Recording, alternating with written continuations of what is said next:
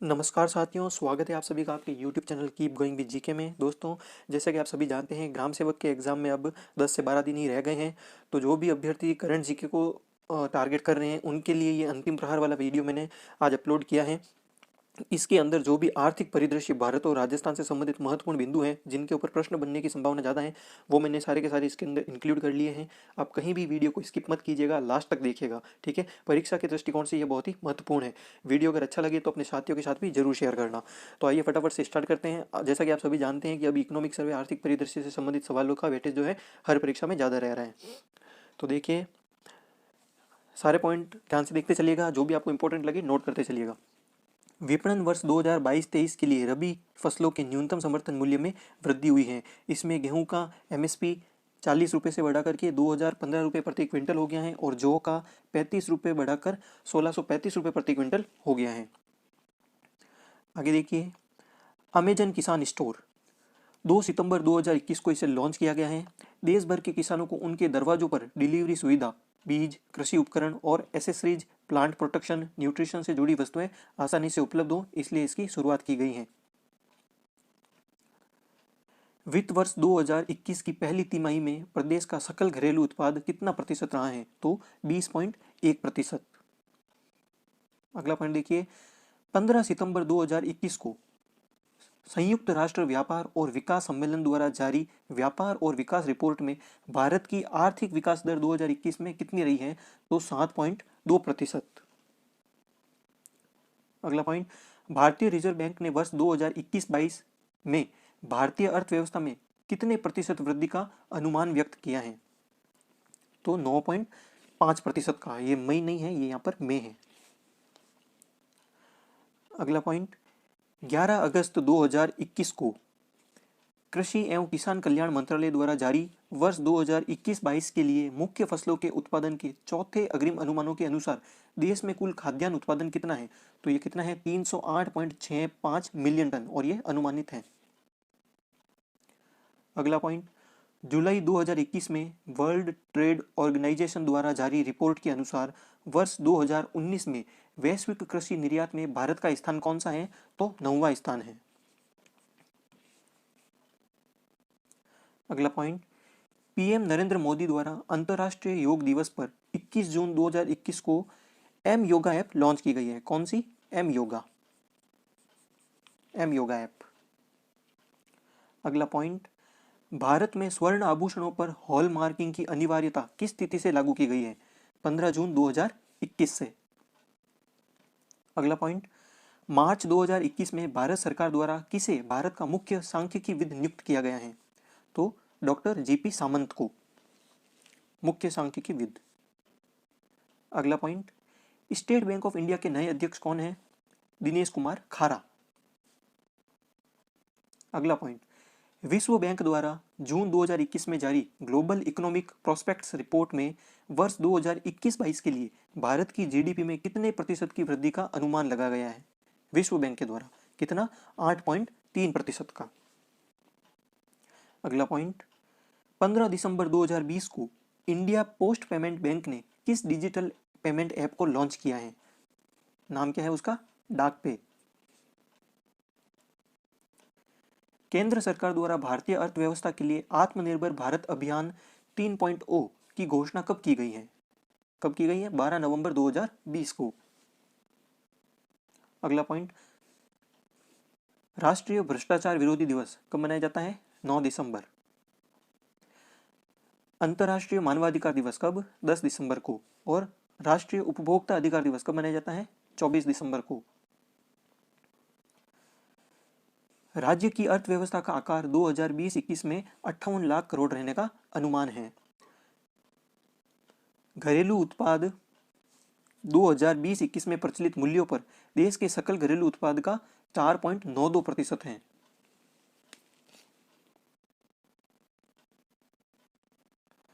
कोविड-19 महामारी के कारण राज्य की अर्थव्यवस्था में 6% की गिरावट आई है।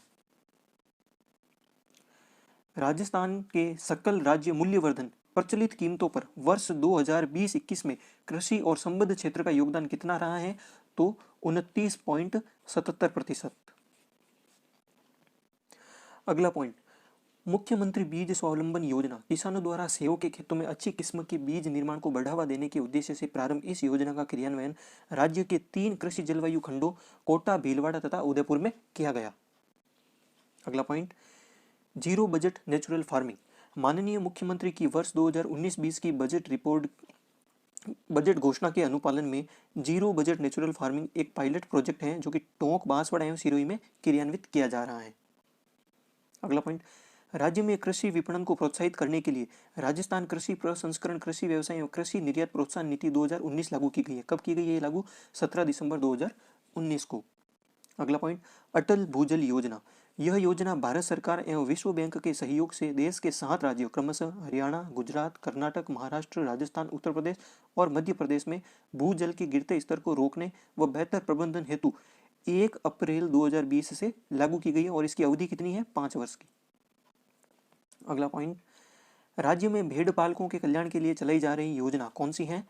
अविका कवच बीमा योजना। अगला पॉइंट, एमएलए एलएडी योजना के तहत प्रत्येक विधायक द्वारा वर्ष 2020-21 और 21-22 के लिए प्रति वर्ष 1 करोड़ रुपए की राशि का उपयोग केवल स्वास्थ्य आधारभूत ढांचे से संबंधित कार्यों में किया जाएगा। किस योजना के तहत? एमएलए एलएडी के अंतर्गत। अगला पॉइंट, महात्मा गांधी जन भागीदारी विकास योजना कब प्रारंभ हुई? तो 20 फरवरी 2020 से। अगला पॉइंट, पंचायत विकास योजना के निर्माण एवं प्रभावी क्रियान्वयन के लिए राज्य सरकार द्वारा राज्य की विशिष्ट मार्गदर्शिका क्या है? वो आपनी योजना, आपनो विकास, याद रखिएगा। अगला पॉइंट, राज्य के सकल मूल्य संवर्धन में उद्योग क्षेत्र का योगदान 2020-21 में प्रचलित कीमतों पर कितना था? कितना? 24.80%। अगला पॉइंट, भारत सरकार द्वारा रजिस्ट्रीकरण पोर्टल का प्रारंभ कब किया गया है? तो 1 जुलाई 2020 से। अगला पॉइंट, राजस्थान निवेश प्रोत्साहन योजना 2019। यह योजना 17 दिसंबर 2019 से लागू की गई है और इसके अंतर्गत विनिर्माण और सेवा क्षेत्र के उद्योगों में नवीन निवेश हेतु 7 वर्षों के लिए SGST में 100% की छूट है। विद्युत, कस्टम ड्यूटी और मंडी शुल्क में 100% की छूट, इस तरह की कुछ रियायतें दी गई है। अगला पॉइंट, ग्रामीण गैर कृषि विकास अधिकरण रूडा RUDA, इसकी स्थापना नवंबर 1995 में एक स्वतंत्र अधिकरण के रूप में की गई थी और इसका उद्देश्य क्या था? राज्य में ग्रामीण क्षेत्रों में गैर कृषि आजीविका के साधनों का विकास करना और स्वरोजगार को बढ़ाना। रूडा। अगला पॉइंट, राज्य में दिसंबर 2020 तक अधिष्ठापन विद्युत क्षमता कितनी है? 21,836 मेगावाट और 2020-21 के दौरान इसमें 680 मेगावाट की वृद्धि हुई है। अगला पॉइंट, कोविड-19 के दौरान वंदे भारत मिशन के तहत 414 अंतर्राष्ट्रीय उड़ानों द्वारा 56,348 प्रवासी भारतीय राजस्थान में आए हैं। अगला पॉइंट, 9 सितंबर 2020 को राजस्थान पर्यटन नीति लागू की गई है। जोधपुर में 24 अक्टूबर 2020 को पर्यटक पुलिस स्टेशन की स्थापना की गई है। अगला पॉइंट, 20 अगस्त 2020 को राजकीय संग्रहालय भारत का वर्चुअल उद्घाटन किया गया है। हिंदी ईमेल, राजस्थान पहला और एकमात्र राज्य है जो निवासियों को मातृभाषा हिंदी में ईमेल उपलब्ध करवाता है और इसका क्या है? डोमेन@rajasthan.bharat। अगला पॉइंट, राजस्थान जन आधार योजना का शुभारंभ कब हुआ है? तो 18 दिसंबर 2019 से। Jaipur metro rail project phase 1B का उद्घाटन कब हुआ है? 23 सितंबर 2020 से। अगला, आयुष्मान भारत महात्मा गांधी राजस्थान स्वास्थ्य बीमा योजना का प्रदेश में शुभारंभ कब हुआ है? तो 1 सितंबर 2019 को। इसके अंतर्गत प्रत्येक परिवार को प्रतिवर्ष चिन्हित सामान्य बीमारी हेतु 30,000 रुपये तथा चिन्हित गंभीर बीमारी हेतु 3 लाख रुपए का स्वास्थ्य बीमा कवर दिया जाएगा। अगला पॉइंट, टेली कंसल्टेशन ई संजीवनी। राज्य में इस पोर्टल की शुरुआत 13 अप्रैल 2020 से की गई है तथा ई संजीवनी OPD.in पोर्टल की शुरुआत 4 मई 2020 से की गई है। अगला पॉइंट, इंदिरा गांधी मातृत्व पोषण योजना 19 दिसंबर 2020 से प्रतापगढ़, डूंगरपुर, बांसवाड़ा, उदयपुर तथा 12 जिलों में प्रारंभ की गई है। अगला point, one nation one ration card योजना के तहत 1 नवंबर 2020 से विशेष अभियान चलाकर 50 लाख से ज़्यादा लाभार्थियों को जोड़ा गया है। अगला पॉइंट, जून 2020 में बाट एवं माप के सत्यापन और मुद्रांकन से संबंधित समस्त कार्य ई तुलामान वेब पोर्टल के माध्यम से ऑनलाइन किया जा रहा है। महिलाओं हेतु राष्ट्रीय क्रैंच स्कीम, ऐसी सुविधाएं जहां पर माता पिता द्वारा कार्य पर जाने पर बच्चों को छोड़ा जाता है, वो क्या कहलाएगा? Kranz scheme. अगला पॉइंट, लघु एवं सीमांत कृषक सम्मान पेंशन योजना, वृद्ध कृषकों में 55 वर्ष से अधिक आयु की महिलाओं और 58 वर्ष से अधिक आयु के पुरुषों को 75 वर्ष तक 750 रुपये प्रतिमाह पेंशन देय है तथा 75 वर्ष से अधिक आयु होने पर 1000 रुपये प्रतिमाह पेंशन देय है। अगला पॉइंट, सिल्कोसिस पॉलिसी, खादानों, कारखानों, पत्थर तोड़ने, पत्थर की मूर्ति बनाने, सैंडस्टोन से मूर्ति बनाने के अधिकारियों में धूल के संपर्क में आने से श्रमिक को सिल्कोसिस रोग हो जाता है। यहाँ पे अधिकारियों नहीं है, कार्यों है, कार्यों में। तो खादानों, कारखानों, पत्थर तोड़ने, पत्थर की मूर्ति बनाने, सैंडस्टोन से मूर्ति बनाने के कार्यों में धूल के संपर्क में आने से श्रमिकों को सिल्कोसिस नामक रोग हो जाता है और ऐसे पीड़ितों को आर्थिक मदद के साथ साथ पुनर्वास एवं रोकथाम के लिए राज्य सरकार द्वारा 3 अक्टूबर 2019 को सिल्कोसिस नीति प्रारंभ की गई है।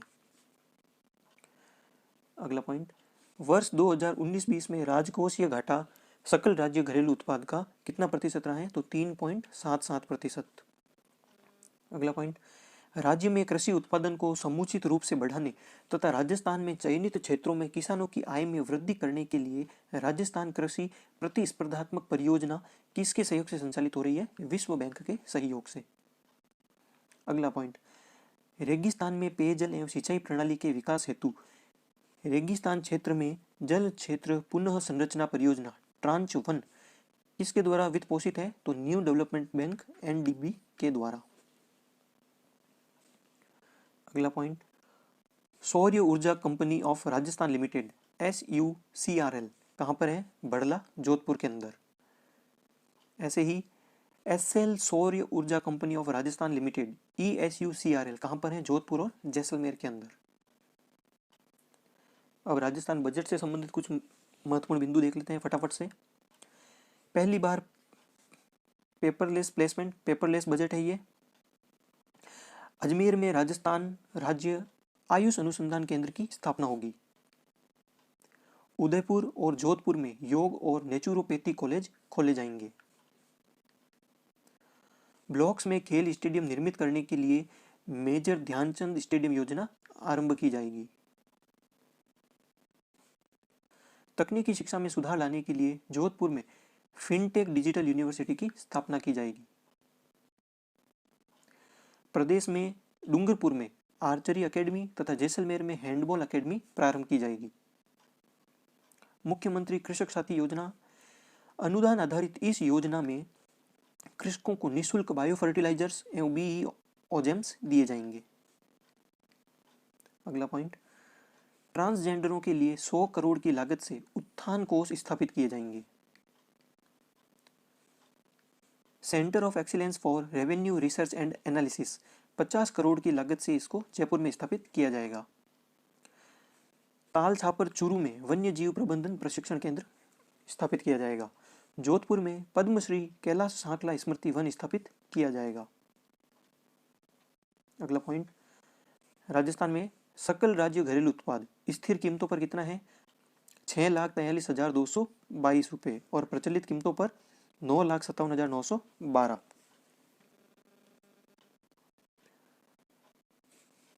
सकल राज्य घरेलू उत्पाद आर्थिक वृद्धि दर स्थिर कीमतों पर कितनी है? -6.61% और प्रचलित कीमतों पर -4.11%। प्रति व्यक्ति आय स्थिर कीमतों पर 72,297 और प्रचलित कीमतों पर 1,09,386।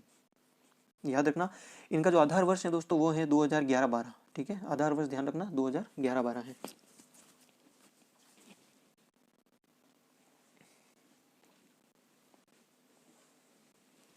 अगला, थोक मूल्य सूचकांक आधार वर्ष इसका आधार वर्ष 1999 और 2000 है और थोक मूल्य सूचकांक कितना है 334.19।